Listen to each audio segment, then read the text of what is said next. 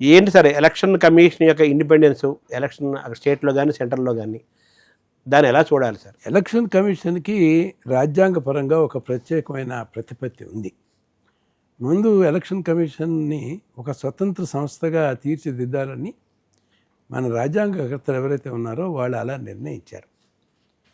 ఎటువంటి ప్రభావాలకి లోను కాకుండా వాళ్ళు స్వతంత్రంగా స్థిరమైన నిర్ణయాలు తీసుకోవాలి, రాజకీయాలకు అతీతంగా ఉండాలనేది ఉద్దేశం. అప్పట్లో ఎలక్షన్ కమిషన్ ఒక ఏకసభ్య కమిషన్గా ఉన్నప్పటికీ తరువాత వచ్చిన పరిణామాల్లో ఒక వ్యక్తి చేతిలో ఇన్ని అధికారం కేంద్రీకరించి ఉండటం మంచిదా అనే ఆలోచన వచ్చిన తర్వాత కొంత శేషన్ గారిని కూడా నియంత్రించాలనే ఉద్దేశంతో దీన్ని త్రిసభ్య సభ్యుల కమిటీగా చేశారు. పివి నరసింహరావు గారు చేశారు కదా, ఇద్దరిని పెట్టారు. చేశారు. కానీ రాష్ట్ర ఎన్నికల కమిషన్ మాత్రం అన్ని చోట్ల ఏకసభ్య కమిషన్గానే ఉంది. రాష్ట్ర ఎన్నికల కమిషన్ కూడా తమకున్న స్థాయిలో సెంట్రల్ ఎలక్షన్ కమిషన్కి, జాతీయ ఎలక్షన్ కమిషన్కి ఉండే ఎటువంటి అధికారాలు బాధ్యతలు ఉంటాయో అదే బాధ్యతలు, అదే అధికారాలు పరిపూర్ణంగా కూడా ఉంటాయి. అంటే ఈ ఇండిపెండెన్స్ నేపథ్యంలో ఆటోక్రసీకి నియంత్రించడానికి తావులేదంటారా? ఏమాత్రం తావులేదు. ఇది పూర్తిగా స్వతంత్ర వ్యవస్థలాగా పనిచేయాలి అనే ఉద్దేశం. కొంతమంది ఎలక్షన్ కమిషన్గా పనిచేసిన పెద్దలు ఎస్ఎం ఖురేషి లాంటి వాళ్ళు కూడా ఒక స్వతంత్ర వ్యవస్థ ద్వారా ఎన్నికల కమిషన్ని కనుక చేస్తే పారదర్శకత ఉంటుంది. లేకపోతే ఒక ప్రభుత్వ హయాంలో చేసిన వాళ్ళకి ఆ ప్రభుత్వానికి అనుకూలనే ముద్ర ఇలాంటివన్నీ వస్తాయి. కాబట్టి స్వతంత్ర వ్యవస్థ ద్వారా ఎలక్షన్ కమిషన్ నియామకాలు చేపట్టాలి అని చెప్పి గతంలో ఎలక్షన్ కమిషనర్గా పనిచేసిన వాళ్ళు కూడా ఎంతోమంది సూచించారు. అలాగే 2023లో ఒక ప్రజా ప్రయోజన వ్యాజ్యం దాఖలైంది. Anoop Sabharwal versus union of ఇండియాలో ఎలాగైతే సిబిఐని పంజరంలో ఉన్న చిలకగా వర్ణించి దాన్ని స్వేచ్ఛ కావాలి అని చెప్పి ఎలా అయితే సుప్రీంకోర్టు నిర్ణయించిందో ఎలక్షన్ కమిషన్కి కూడా పూర్తి స్వతంత్రత ఉండాలి. ఎలక్షన్ కమిషన్ ఎన్నిక చేసే అధికారం రాజకీయ వ్యవస్థ చేతిలో ఉండకూడదు, స్వతంత్ర వ్యవస్థలో ఉండాలి అని చెప్పేసి ఆ వ్యాజ్యం అవటం, దాంట్లో వాళ్ళు ఒక 3 సభ్యుల కమిటీ ఎన్నిక చేయాలి అని చెప్పడం జరిగింది. దాంట్లో ప్రధానమంత్రి ఉంటారు, తర్వాత ప్రధాన ప్రతిపక్ష పార్టీ నేత ఉంటారు. కాకపోతే సుప్రీంకోర్టు ప్రధాన న్యాయమూర్తి దాంట్లో ఉండాలి. కానీ ప్రధాన న్యాయమూర్తి లేకుండా న్యాయశాఖ మంత్రిని దాంట్లో ఒక సభ్యుడిగా చేర్చిన దానివలన ఈ ఎన్నిక పూర్తిగా స్వతంత్రంగా జరిగేదా అనే దాని మీద కొన్ని ప్రశ్నార్థకాలు ఉన్నాయి. అంటే పొలిటికల్ ఇంటర్ఫిరెన్స్ కదా, లీడర్షిప్ కదా, ఇద్దరు అపోజిషన్ కానీ మినిస్టర్ కానీ ప్రతిపక్షంలో ఉన్నవాళ్ళు ఇలా అంటాం పరిపాటి లో అంటారు కదా. దాంట్లో కొంత హేతుబద్ధత కూడా ఉంది. ఎందుకంటే ఇవి నిర్ణయాలు అనేది ప్రభుత్వపరమైన నిర్ణయాలు చేయడానికి అవకాశం ఉంది. ఎందుకంటే న్యాయశాఖ మంత్రి కానీ ప్రైమ్ మినిస్టర్ కానీ వారిద్దరూ ఒకే మాట మీద ఉంటారు. కాబట్టి ప్రతిపక్ష స్వరం ఏదైతే ఉంటుందో అది బలహీన స్వరం అవుతుంది అనేది ఒక దీని మీద ఉన్న ఆరోపణ. సో మీ అనుభవంలో మీ అగర్వాల్ గారి ఇది కానీ ఓవరాల్గా చూసుకుంటే ఇప్పుడు ఎలక్షన్ కమిషన్ తాలూకు ఇండిపెండెన్స్ సంపూర్ణంగా ఉన్నట్టు భావించాలా? ఎలక్షన్ కమిషన్గా ఒక్కసారి అధికార బాధ్యతలు స్వీకరించిన తర్వాత ఎవరికి తాబేదారులుగా పనిచేయాల్సిన అవసరం లేదు. ఎందుకంటే నియామకం జరిగిన తర్వాత అతని నియామక పూర్తి అయ్యేంత వరకు అతన్ని తొలగించడానికి అవకాశం లేదు. ఇప్పుడు అభిశంసన చేయాలి, అభిశంసన చేయటం అనేది సామాన్యమైన విషయం కాదు. అంచేత ఎలక్షన్ కమిషనర్గా అపాయింట్ అయిన వారికి సుప్రీంకోర్టు న్యాయమూర్తులకు ఉన్న ఏపాటి రక్షణలు ఏవైతే ఉన్నాయో అలాంటి సంపూర్ణ రక్షణ వారికి కూడా ఉంటుంది. కాబట్టి వాళ్ళు స్వతంత్రంగానే ఉండాలి, వ్యవహరించాలి.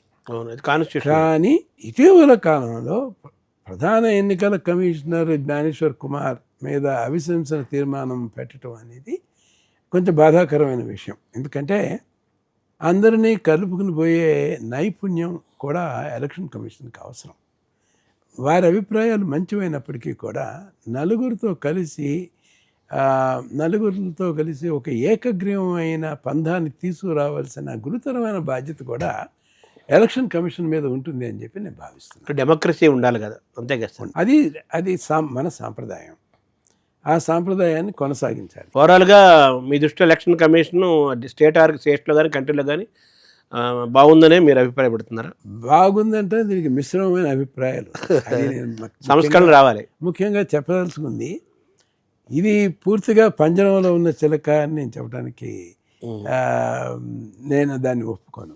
కానీ పూర్తిగా స్వేచ్ఛ ఉందా అంటే పూర్తిగా స్వేచ్ఛ ఉండాలంటే ప్రక్రియలో పారదర్శకత లేకపోవటం చేత స్వేచ్ఛ ఉందా లేదా అనేది ఒక అంశం కింద దీన్ని మనం పరిగణిస్తాం. మూడవది, మనం ఎలక్షన్ కమిషనర్గా ఉన్న వాళ్ళు చాలా తక్కువగా మాట్లాడాలి. అవసరమైన దానికంటే ఎక్కువగా మనం మన లావాదేవీలు ఉండకూడదు. జడ్జిలాగా మనం సాధ్యమైనంత వరకు మన పరిధిలో ఉండాలి.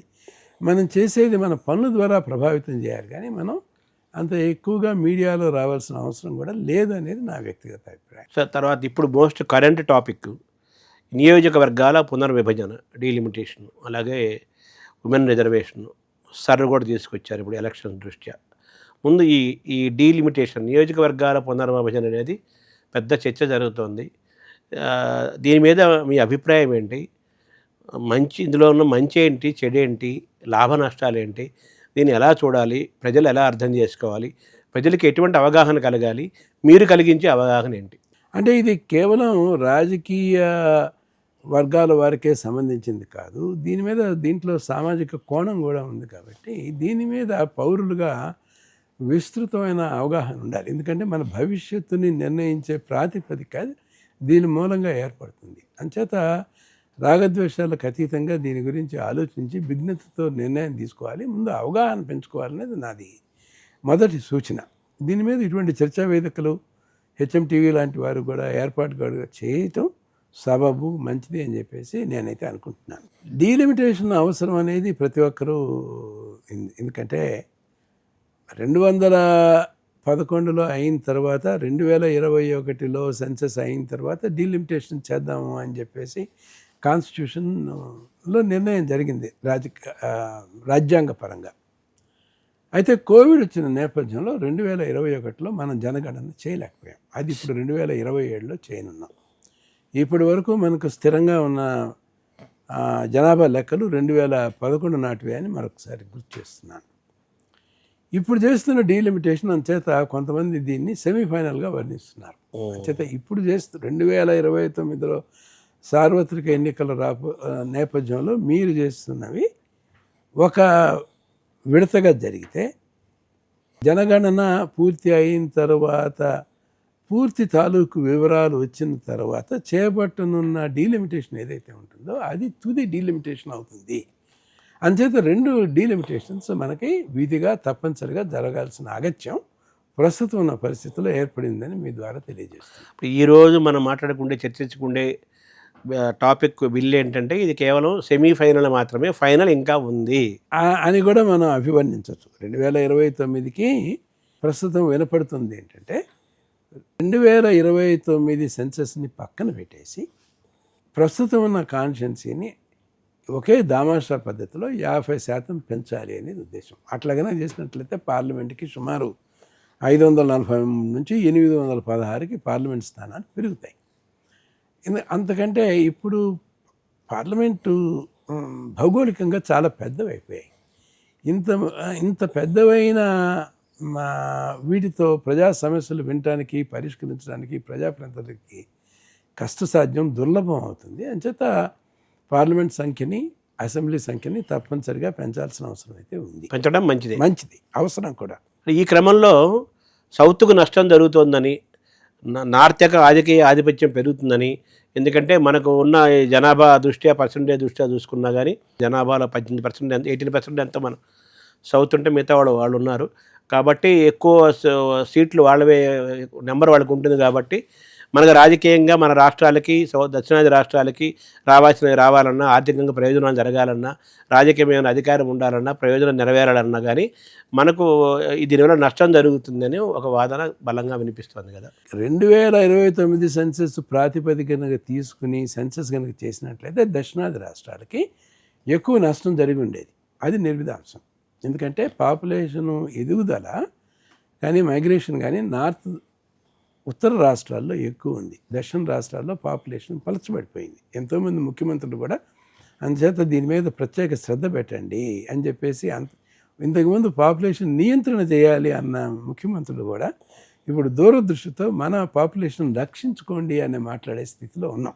2029 సెన్సస్ మీద ప్రాతిపదికగా జరగట్లేదు కాబట్టి దక్షిణాది రాష్ట్రాలకి ప్రత్యేకంగా జరిగే నష్టం అనేది లేదు. అందరితో పాటు మనకు కూడా ఒకే రకమైన న్యాయం జరుగుతుంది. కాకపోతే ఇప్పుడు మీకు తెలుసు, దక్షిణాది రాష్ట్రాల్లో ఇప్పటి వరకు 2 మాత్రమే ప్రధానమంత్రులు కాగలిగారు. కొద్ది కాలం పాటు దేవగౌడ, ఎక్కువ కాలం పాటు పివి నరసింహరావు గారు చేశారు. తిరిగి దక్షిణాది రాష్ట్రాల నుంచి ఈ ప్రధానమంత్రి అవటానికి దక్షిణ ప్రాంత వ్యక్తికి అవకాశం ఉందా అంటే చాలా కష్టమే అనిపిస్తుంటుంది నాకు. అంచేత మనం వాస్తవికతని దృష్టిలో కనుక పెట్టుకున్నట్లయితే రాజకీయ పరంగా మన ఉనికిని కాపాడుకోవటానికి ఏకాభిప్రాయంతో దక్షిణాది రాష్ట్రాలు కనుక ఉన్నట్లయితే మనం ఎక్కువ సాధించుకోగలుగుతాం. అంచేత దక్షిణాది రాష్ట్రాల్లో ఐకమత్యత అవసరం, అనైక్యత ఉండకూడదు. అంటే ఏ రాష్ట్రంలో ఆయా రాష్ట్రాల్లో ఏ పార్టీ అధికారంలో ఉందో దాన్ని బట్టి కదా ఈ ఐక్యత అనైక్యత అనేది ఉంటుంది. జాతీయ పరంగా ఆలోచించినప్పుడు మనం అంతా దక్షిణాది వారు అందరం కూడా మనం ఐక్యంగా ఉండాలి, మన హక్కుల గురించి మనం ఐక్యంగా పోరాడాలి అనే ఒక రాజకీయ విజ్ఞత రాష్ట్రాల్లో, ఈ నాయకుల్లో కూడా దక్షిణాది రాష్ట్రాల్లో ఉండాలి. ఇది మనం కోరుకోవాలి, ఇది వాంఛనీయం.